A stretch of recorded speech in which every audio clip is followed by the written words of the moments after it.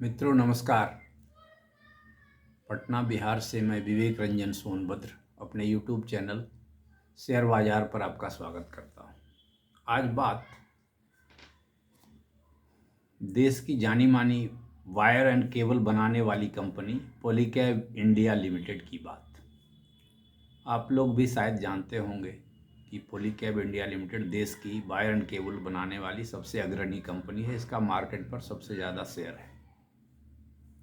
ये इलेक्ट्रिकल सामान भी कुछ कुछ बनाती है अन्य वायर एंड केबल के अलावे, लेकिन मुख्य काम वायर एंड केबल है, जो भी इलेक्ट्रिसिटी का ही काम यूज होता है। इसके अभी चौथी तिमाही के नतीजे आए हैं। तो चौथी तिमाही के जो नतीजे हैं 26 वित्तीय वर्ष 26 के वो वित्तीय वर्ष 25 के चौथी तिमाही से रेवेन्यू जो है 27% ज़्यादा है। इस बार की चौथी तिमाही में 8,864 करोड़ का रेवेन्यू है। पिछले साल की चौथी तिमाही में 6,986 करोड़ का रेवेन्यू था, तो 27% बढ़त है। परंतु नेट प्रॉफिट में उतनी ज़्यादा बढ़त नहीं है। नेट प्रॉफिट इस क्वार्टर में आया है, इस साल के चौथी क्वार्टर में आया है 786 करोड़, और पिछले साल के चौथे तिमाही में था 734 करोड़। मतलब बढ़ोतरी मात्र 7% है। तो नेट प्रॉफिट में बढ़ोतरी उतनी ज़बरदस्त नहीं है, अच्छी नहीं है जितनी रेवेन्यू में ग्रोथ है। लेकिन खैर, अगर रेवेन्यू में ग्रोथ है तो नेट प्रॉफिट में भी ग्रोथ मेकअप लोग कर सकती है, कंपनी कर सकती है, ऐसा पाया जाता है। रेवेन्यू में ग्रोथ होना ज़्यादा ज़रूरी है। रेवेन्यू में ग्रोथ हो रहा है तो स्कोप है कि प्रॉफिट को घटाया जा सकता है, कॉस्ट कटिंग से, मार्जिन इम्प्रूवमेंट कुछ कुछ करके। खैर जो भी हो, तो ये स्थिति है। तो रेवेन्यू ग्रोथ डबल डिजिट है, 27% है। अगर एनुअल बेसिस पे इसको देखते हैं तो यह भी एनुअल बेसिस पे 29% का ग्रोथ है। माने इस साल जो रेवेन्यू है वो 28,884 करोड़ का है, और पिछले साल जो था वो 22,408 करोड़ था। तो उस हिसाब से अगर वार्षिक आधार पर देखें तो भी रेवेन्यू अच्छा ही है, 29% है, और क्वार्टरली आधार पे देखें तो भी रेवेन्यू अच्छा ही है, 27% है। प्रॉफिट में थोड़ी कमी है, उम्मीद है। अब ये तो देखना पड़ेगा, कंपनी ज़रूर मेकअप कर लेगी, जैसा लगता है ज़रूर बढ़ाएगी। नहीं बढ़ाएगी तो फिर काम कैसे चलेगा? फिर लोग सोचेंगे कि भाई निवेश करें कि ना करें। और प्रॉफिट भी जो एनुअल आधार पर है वो बेहतर है, 34% का ग्रोथ है। टोटल प्रॉफिट जो इस साल है, नेट प्रॉफिट 3613 करोड़ है, पिछले साल 2701 करोड़ था।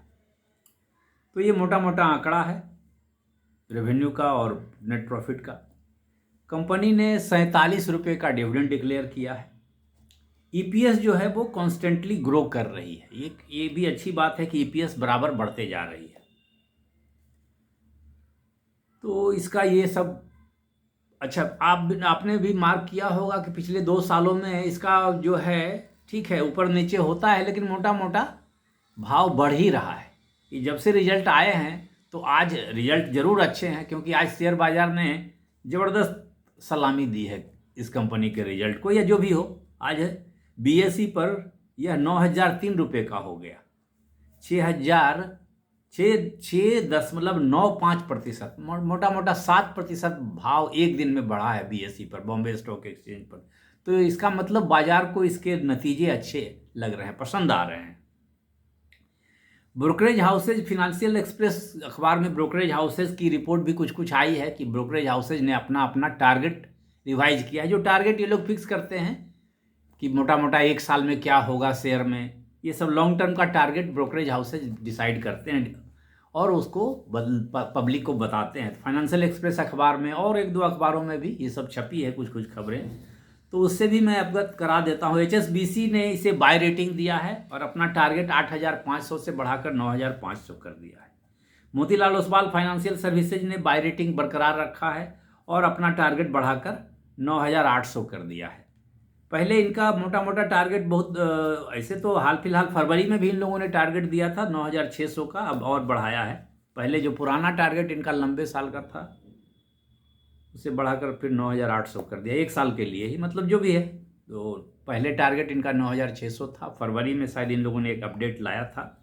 अभी इनका आज के अखबारों के मुताबिक 9,800 टारगेट इन्होंने दिया है। जेएम फाइनेंशियल ने भी 9,200 के टारगेट को बढ़ा करके 9,700 कर दिया है। सिटी फाइनेंशियल सर्विसेज ने 9,500 के टारगेट को बढ़ाकर 10,500 कर दिया है।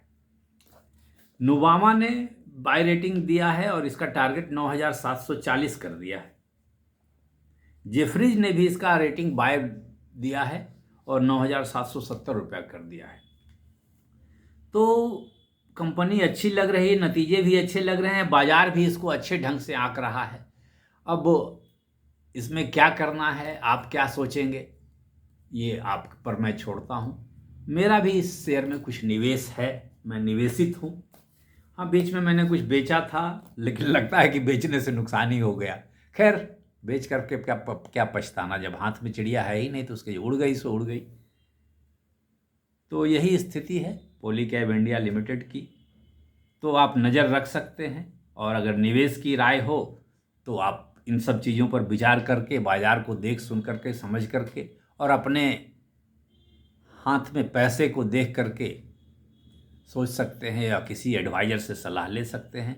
मैं कोई खरीद बिक्री की राय नहीं दे रहा, क्योंकि मैं कोई एक्सपर्ट वैसा नहीं हूँ, और मेरे पास कोई प्रमाणित कोई ये सब चीज़ों के करने का डिग्री नहीं है। मैं एजुकेशनल, मैं अपनी जानकारी के लिए और अपने अनुभव भाई बंधु को शेयर करने के लिए ये वीडियो बना देता हूँ।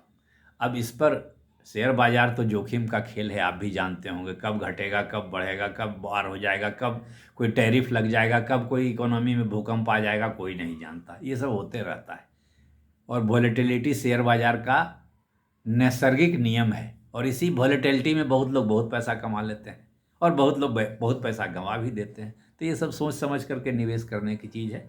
लेकिन मेरे हिसाब से कंपनी के नतीजे अच्छे लग रहे हैं, बहुत अच्छे लग रहे हैं, अच्छे हैं। रेवेन्यू तो बहुत अच्छा है, प्रॉफिट में ग्रोथ 7% है, थोड़ा निराशाजनक है, लेकिन रेवेन्यू में इतना अच्छा ग्रोथ है, और साल दर साल में जो प्रॉफिट का ग्रोथ है वो अच्छा है। तो मित्रों, मैंने अपनी बात कही, आपको मेरी बात कैसी लगी आप कमेंट करके कुछ बता सकते हैं, जिससे कि मुझे भी कुछ सीखने का मौका मिले, और ज्ञान और अनुभव का आदान प्रदान होता रहे, तो सबों का भला हो। तो वीडियो पर अपनी राय जरूर दें, और अगर वीडियो पसंद आए तो कृपया इसे लाइक करने का कष्ट करें।